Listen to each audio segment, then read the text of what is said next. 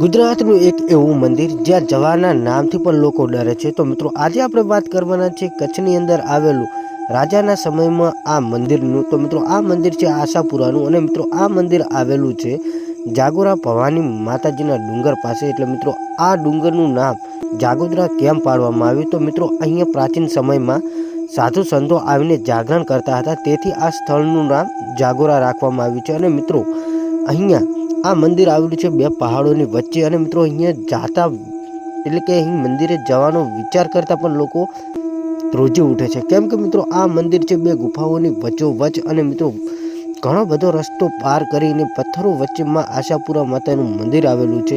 અને મિત્રો આ મંદિર છે કચ્છ તાલુકામાં આવેલું છે અને મિત્રો એક નદી વહે છે, તેનાથી આ મંદિર શોભા વધારે છે। પણ મિત્રો અહીંયા જવાથી લોકો ડરે છે, કેમ કે મિત્રો આ બે પહાડોની વચ્ચે સાંકડી ગલીની અંદર માં આશાપુરાનું મંદિર આવેલું છે અને કેટલા લોકો અહીંયા ગયેલા છે કમેન્ટ કરજો। બાકી આશાપુરાને માનતા હોય ને તો વિડીયોને લાઇક કરીને બે જણાને શેર કરજો અને કમેન્ટમાં જય આશાપુરામાં લખી દેજો।